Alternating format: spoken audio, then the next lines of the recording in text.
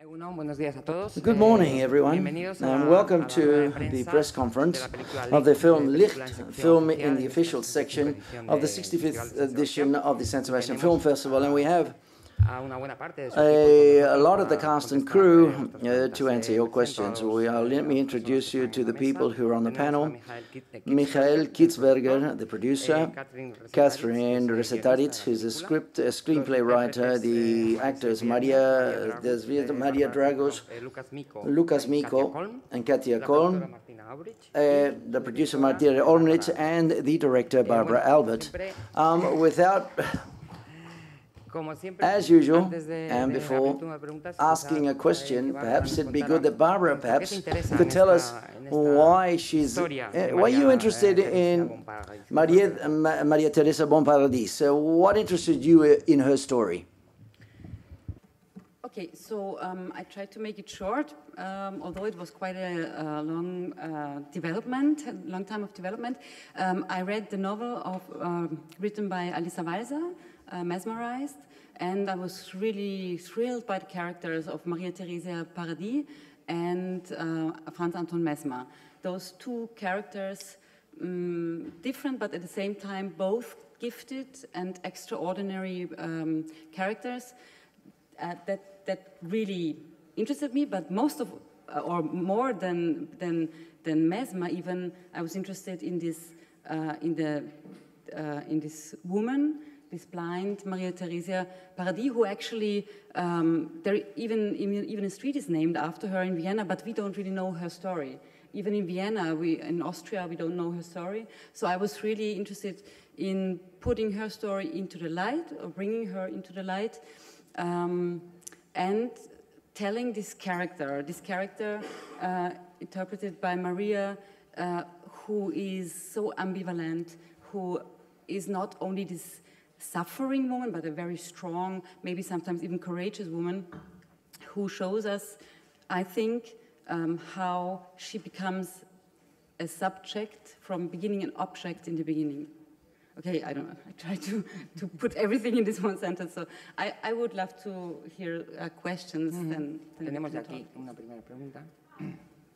Yeah, I would like to know, do we know, I think you don't know the answer for what you just said, but I just want to try. Do we know what made the main character not be able to see when she was 3? We went through really a lot of researchers. We met doctors, psychoanalysts, even children's psychotherapists. There are different possibilities. I believe that there was a traumatic moment in her life that made her stop seeing, like if you, no, there's this word I miss. Okay, so for instance, young people who get anorectic, they have the same. You split, your personality splits, and she just says no. Maybe she reacts with saying no. I don't see anymore. She closes her eyes. Yeah. But of course, one doctor told us maybe it was also a physical thing. But for me, it was much more interesting to go for this other story, which is a possibility. Of course, you can ask, was the father, what happened? Was the father raping her? What was there sexual abuse or whatever? This would have been too obvious for me, I didn't want to speculate, because we don't know. But the fact that this is possible really interested me, and that you can react physically on something like a trauma, whatever happened. Yeah. Sorry. Yeah. Sí, hola. Hi. Yo quería saber qué información manejó. Okay, what information did you analyze? What did you research and investigate vis-a-vis Dr. Mesmer, who I believe is a character who is fascinating, and I'm not too sure whether. What documentation or investigation, what documents did you find vis-a-vis this character who is fascinating, that is to say, the Dr. Mesmer? Magst du noch ein bisschen antworten, findest du, ja? I think because Katrin, who wrote the screenplay, she was even much more deeper in the researches than me, so maybe she can answer. He wrote himself. He wrote a little book where he tried, it was the time of enlightenment, and he tried to be a scientist. So he wrote a little book where he tried to make a fundament for his theories, a scientific fundament. And he also described his private clinic in his house in Mesmer, Mesmer, and he described the case of Maria Theresia Paradis. And this is very important, I think. This was the main, one of the main sources of information, because it was it was his view, his perspective on the case. And then there are also some letters and an article in a newspaper of the time of the father of Maria Theresia Paradis, who is always also describing Franz Anton Mesmer. And at that time, he was very happy that his daughter got all this, was virtuous. He also got money from it. He got money from the empress, a Gnadenpension. Not a lot of people, a pension, not a lot of people got that. And he was very happy at first when she got so much attention during the curing process. Then in the end, he was not so happy anymore, and he was talking differently about Mesmer. And then there are other people writing about Mesmer, but those, for me, were quite important, those two sources. Sí, perdón, no, un añadido solo. Es que just add something. In the film, what drew my attention is that it talks about Mademoiselle Paradis, but I wanted to know more about the doctor. That's and I don't know whether you in the script you had the temptation of telling more about the doctor or just focus on Maria Teresa Paradis. Did you feel like including more information about Dr. Mesmer in the script? Did you was that a temptation for you? To be honest, I think when you do an adaptation, you always have to find a new inner topic, an inner heart. And this topic for me was about the worth of people, you know. The value of people. Mm. Somebody, also enlightenment, it changed, achievement got more important. And Maria Theresia Paradis, for me, was very important. If she was like a center for a lot of different characters who all have an aspect of this topic, because she said one sentence once, and it's in two sources. You can read it. If she said it, really, it's not so important, but that touched me very much. She said, when she was doubting about if she really wants to see again, because seeing naturally made her for a time less virtuous, because her brain tried to get new informations, and she was very afraid to lose her ability on the piano. And she said, I'd rather be a famous virtuoso than an infamous normal person who can see. So this touched me very much, because she thought she's nothing worth when she can't do something special. And in a certain way, also the other figures, like this little handicapped boy, or the Zwölferin, which asks at one time, which says, I think God doesn't love you for your achievements. And Maria Theresia Paradis says, for what else? And also Mesmer, who wants to be somebody, who wants to be on a university, who wants to be a great doctor, who wants to be a scientist. All those people have an aspect of that. But Mesmer wasn't so important. It wasn't the main figure for me. For me, it was an aspect of the topic, for my topic.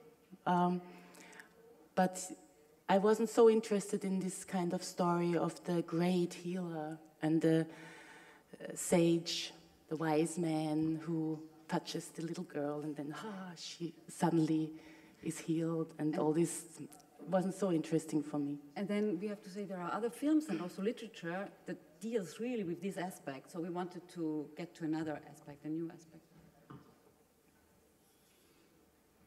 There is one word I found somewhere here. It's dissociative disruption. This is what the psychoanalysts here now understand maybe better. So this is dividing your two personalities because of a traumatic moment. It's me again. Yeah, I wanted to know, how is it to both direct and portray a person who is blind or who is changing between seeing and not seeing, that it looks believable and that looks really hard to achieve? Yeah, do you want to answer this? Maybe is it a question also for the direct and portray? So both. Yes. I mean, maybe I start and then you continue. In the very beginning, because I always want to be very authentic, and I really would have loved to work with blind women, and we even met blind women, also with my casting director, and it was really great to work with them. But we had to find out, of course, that it's embarrassing to think that blind people can act like a seeing person. So there is one border you cannot get over. So then we knew, okay, we have to find a very good actress. And we found her. And I'm very happy about that. So maybe you can talk about how was your approach towards this character? Hi. Actually, what was interesting for me is that Barbara had a very specific vision of how the character should look like. So she was like, you know, I want you to move your eyes in a certain way, which I didn't feel quite comfortable doing at first, because I was like, oh God, so is this not going to look ridiculous, you know? What if people are going to say, or, you know, the like. But the thing is, once we started working on it, I felt like, okay, this is different. So let's just go with the flow and try to like find a very different approach to this character. And I met a lot of blind women, and I tried to see how they work and how they, you know, move their bodies and like move their eyes and stuff. And then, you know, on set I had contact lenses, really big contact lenses, so they kind of made it very hard for me to see as well. So I kind of had a glimpse of how this must feel like to people who are actually blind. And of course, I mean, I trust Barbara 100%, so it was really nice to just like let myself fall into this character and just be her, you know. It was just an amazing experience for me. And this losing control of your body, it's very difficult for a dancer and actress like you, and that was the very first thing we talked about, that this blind Resi, she doesn't have any control of her body, of course not, because she doesn't know how she looks, and it's not her thing to think about this aspect. So this was I think this was the first approach. And then you also worked with dark glasses to really feel like a blind person. So to give you like, so basically, you know, I think working is maybe 90% the preparation, and then 10% is what you actually do on set, because you have very little time, and sometimes you're pressured, and then you have to like achieve a certain moment very fast. So I tried to get as much information as possible, and I had a lot of time. Actually, this is the first project that I knew of since like 2 years before we started shooting. So I had time to like get into the subject, read about the character, and then meet people eventually and do the field work, you know. And I had like 2 very amazing blind women whom I've met. One is 100% blind, and the other one could see, still can see like 3% on one eye. And at first, you know, you meet them in the studio. For me, it was very important to go through different scenes from the script and like work with them a little bit to see how, for example, they dance. I taught her how to dance, and she like, you know, so I could see what it would look like if somebody who actually can't see would dance. And then she took me on her daily you know, like work life, and she helped me go through the streets. I was wearing glasses, couldn't see, and stuff like that. So basically, I just tried to like get as much of the feeling into my body as possible. So yeah, long answer, sorry. Yeah. Okay, yeah. Congratulations for this film with many layers and levels.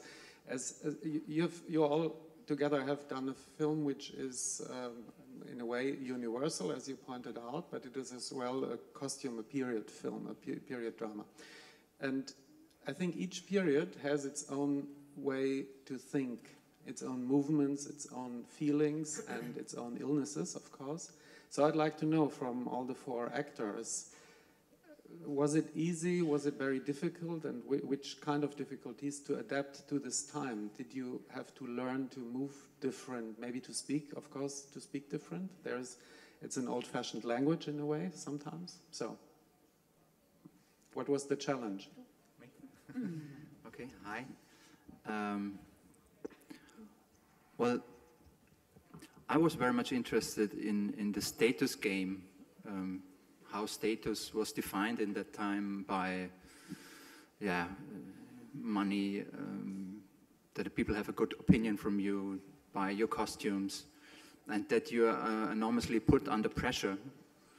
And we have in Austria this funny expression, bicycle technique. So you make a bow towards the people above you, and you kick the people underneath you.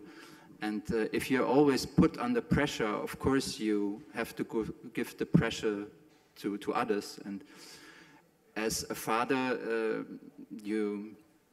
the real father I played, he started his career in Romania somewhere where it was awful, and he was always sick and had fever, and he was very happy getting back to Vienna. And of course he wanted to make career through the talent of his daughter. And then you're under pressure in one hand that you want to protect your daughter, but on the other hand you have to gain your status, and you have to put pressure on your daughter and get results from her. And somehow, of course, each period has its own rules, but in a way they sounded very familiar to our days, and we are also defined our status is defined in a similar way. And of course we had teachers, dancing teachers, which taught us how to walk, and the costume make a great deal. You cannot move differently in a way. You're not relaxed. And yeah, maybe you want to say something also? Lovely mother. Do you really think? Yes, I mean, always when you as an actor get such a theme that you play in another time, you have to make a decision. So what is now important really to prepare? And I also really trusted on the costumes. It's just perfect that you get straight up. But also I tried to make it also a little bit modern. So to take the sentences easy, because the audience is modern and not of this time. So as a woman, you always feel the big difference how the women are treated. And sometimes there were moments when I wanted to make more, to be for my child, or to be more with more strength. She told me, no, that's not the time. So it's we work together, and yes.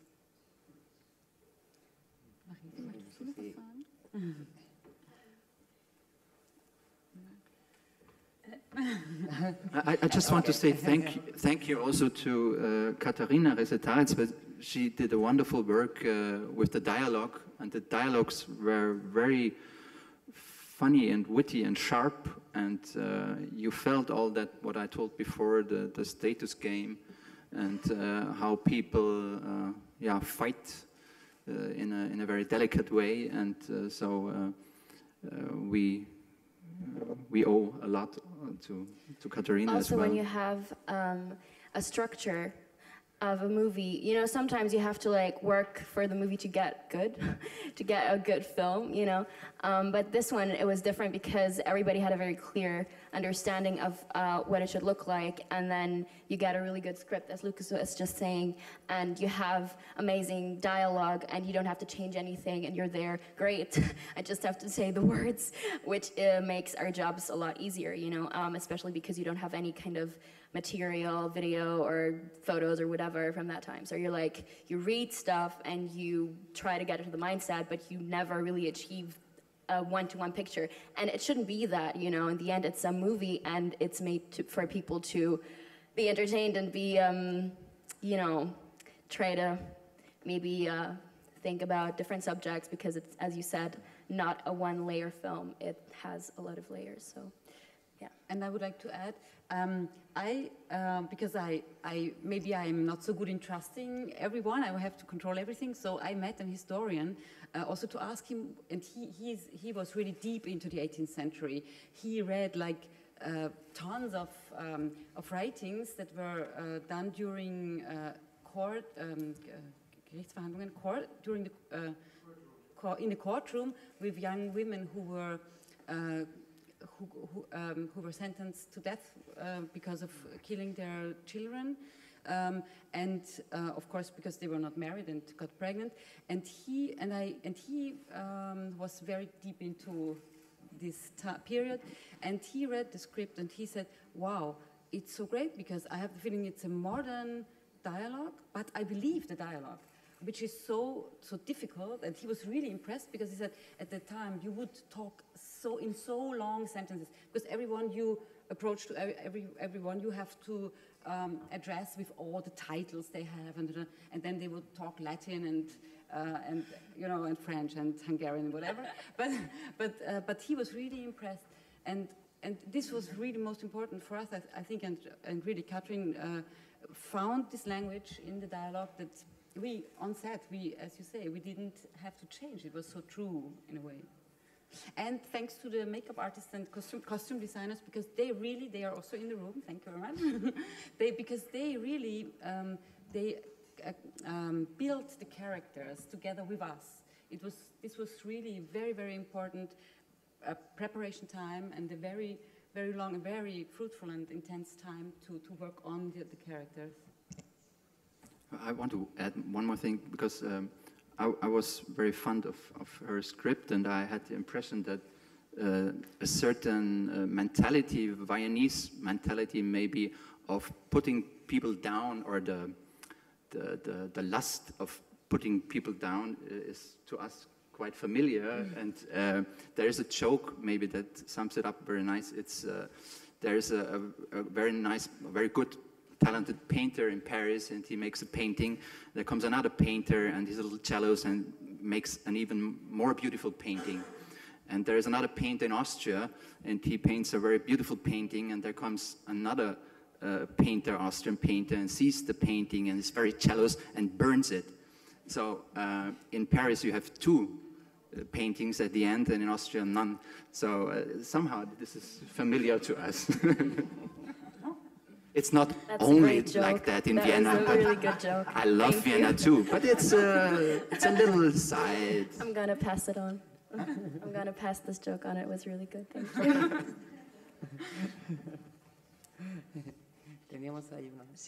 Yes, hi.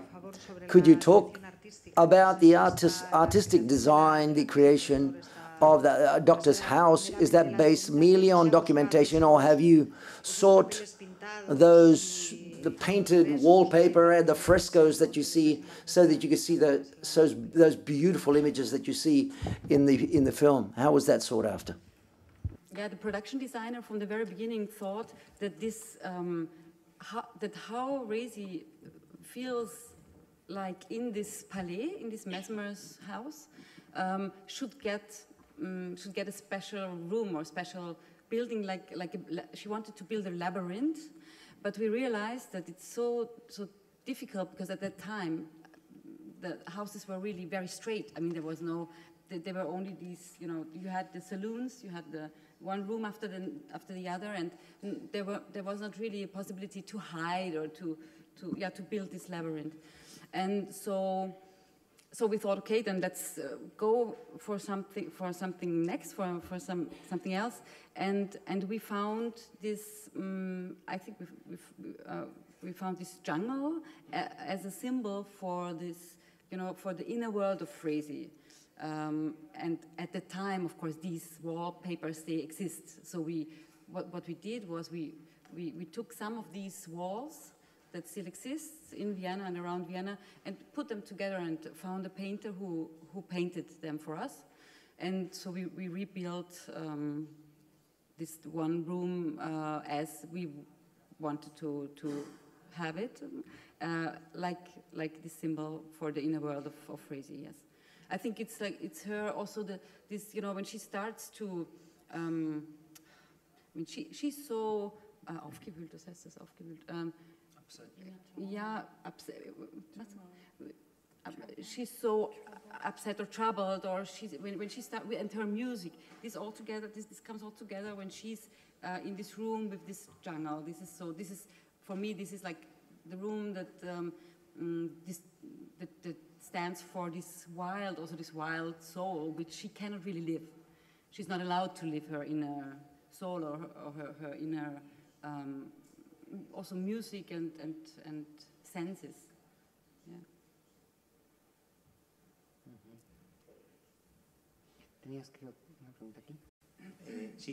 Hi. A question for Maria and for Lucas, both of you who have worked with Haneke, and I would like to know whether you've shared impressions or whether they've helped you in one way or another in order to portray your role or in your careers, whether you've exchanged points of view. Actually, we're three here who worked with Haneke. Katarina also works with Haneke very frequently, actually. Do you want to answer first? It's a difficult question. We did actually share. Of course, when two Haneke actors meet, they talk about Haneke, of course, but everybody does, so then again, it's not something very special. Yeah, I mean, Haneke helped me so much, like, he is an amazing director, and I worked with him in a very, very early stage of my acting, and I feel very, very grateful that I could, because Mr. Haneke is just an amazing director in a way that I understand my acting now. He's very precise and very detailed, and he's very much all about preparation as well. So in that way, I learned a lot from him and from the way he works and the people around him who work with him, because it's, filmmaking is teamwork. So yeah, I kept that from working with him, definitely. And of course it helped me in wherever I go, whatever I do, because people associate my work with the white ribbon. So, once you have this kind of a stamp, you don't want to get rid of it. Well, I have more or less the same opinion or impression from Michael Haneke. I was very thankful because I was very young. It was in 1993. I was 22 years old and even still in acting school. So it was an amazing opportunity to work with such a great director. And that time he wasn't that famous as he became afterwards, but as a young actor you felt immediately that he is, the way he writes his scripts, they are so precise, like there's a famous Austrian writer, Bavarian, Öden von Horvath, and when he writes like music, like pause and silence, it's so precise that you really have a safety net as an actor, and you know that you can't do bad acting while working with him. And of course he told me a lot about important directors like Robert Bresson and so on, and it was for me a big start into the world of cinema. So yeah, but it's a long, long time ago.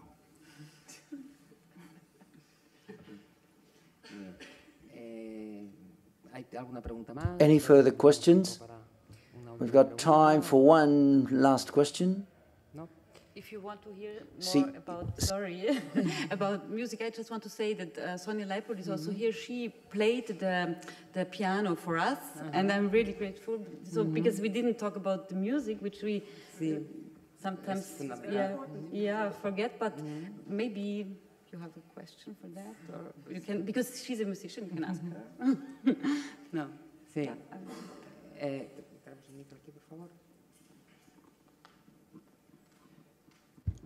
Yeah, actually, I wanted to ask about that. I just forgot with everything else. I wanted to know if, well, now I know it's not you actually playing, I imagine so. It looks really hard. But do you know anything at all about piano, or it was all play pretend? What is a piano?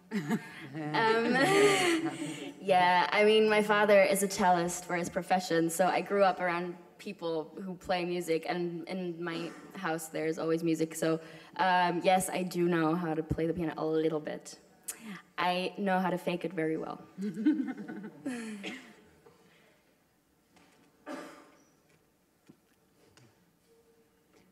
Sí, hay... A mí también se me olvidó una cosa. ¿Durante qué periodo pudo ver la María Teresa? ¿Fueron unos pocos meses, un año? Was Maria Teresa, how long was that period of time that she was there? How long could she see? How long was the period of time? Because that wasn't too clear in the film. At least that's what the person who asked the question, she said, that's what I didn't pick up in the film. She started, I hope that I don't mess up, but I can't mess up so much because it was less than a year. It was 1777, and I think it was from January or February to July, June, July. So it was a short period, and it was also a short period where there happened quite a lot of things. But then after this period, she came back to her parents. So she was taken from Mesmer, came to her parents, and it's not clear how long it took that she was blind totally again. It's also, I mean, nobody of us can know what's true. I mean, we don't do a film about real things. It's a fiction. I mean, but I think from all the sources that it's quite wahrscheinlich, probable that she really could see twice for a short time in this period. And she started composing after that. And I mean, what we know is that, like, the very first fantasy that you hear in the film, this is her own music, but she wrote it when she was older. But she was already 60, I think 60. But it was for us a very intense piece and very emotional. And we wanted to have this in the very end, which stands for her, you know, for her being an adult and grown up and having her own, just knowing where she is. And she decided for the music. And so this music really touched me when I heard it the first time, Fantasie. Actually, our producer found it, Michael. And then we knew that it really has to be in the film. Yeah, so this is the end of the film.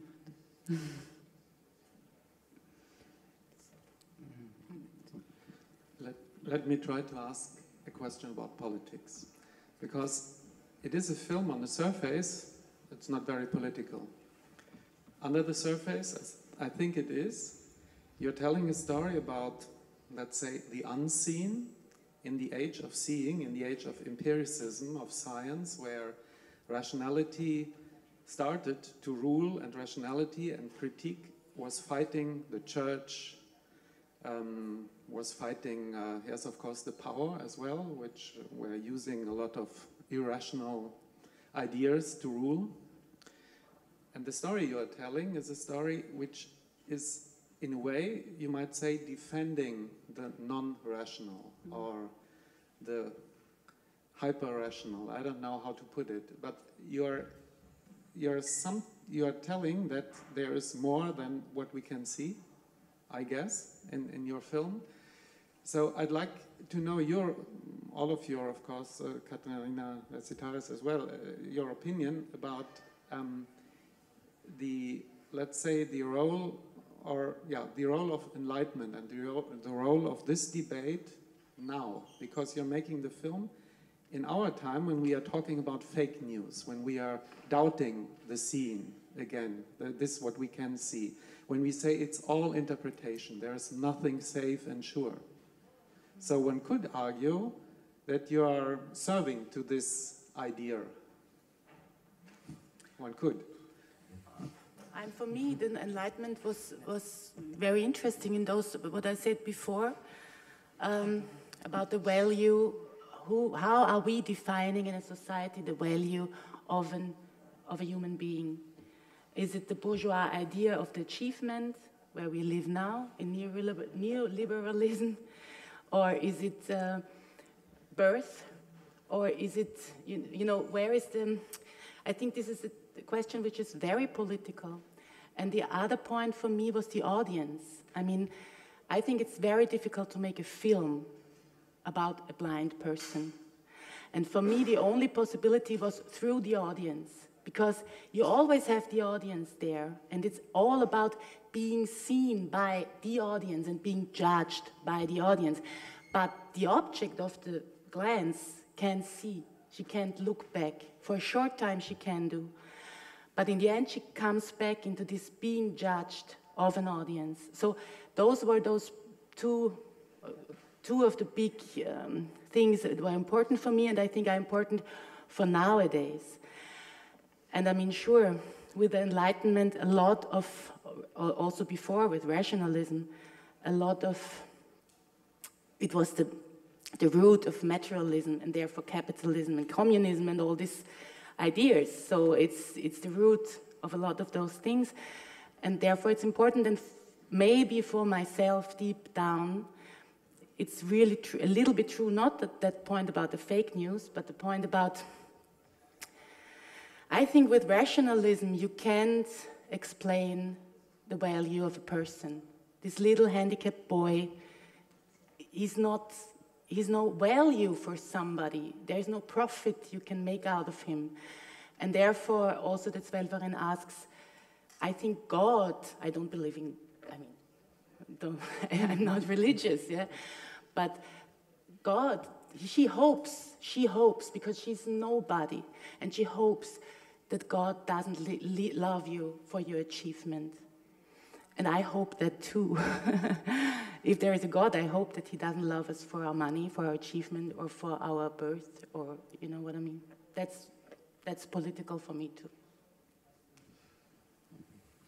It would be a very interesting discussion, but I think very long and very interesting. We have to continue somewhere else. Una última pregunta. One final question. One question to the music again. Did she really play Bach? Because I think Bach was quite forgotten at that time. Yeah, but it was wiederentdeckt. He was rediscovered. He was rediscovered by Van Swieten in Vienna. So she played Carl Philipp Emanuel Bach. He was really modern at the time.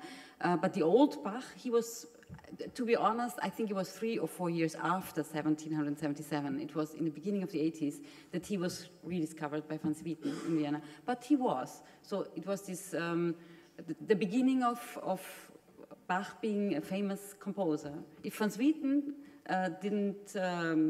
wouldn't have brought him to Vienna, no one would ever have heard the old Bach again. And she heard it. There's also something that she heard it in the salon, in the music salon of Van Swieten, and also Mozart liked it. You know, it was like nowadays. It wasn't fashionable, but real experts. That's what I read. So I'm not a musician. And I'm happy that they rediscovered it. Muy bien. Tenemos que terminar. Okay, we've got to finish because you've got a tight agenda. Thank you very much to everyone, and congratulations for the film, and best of luck in your premiere and the rest of the career with the film. Thank you.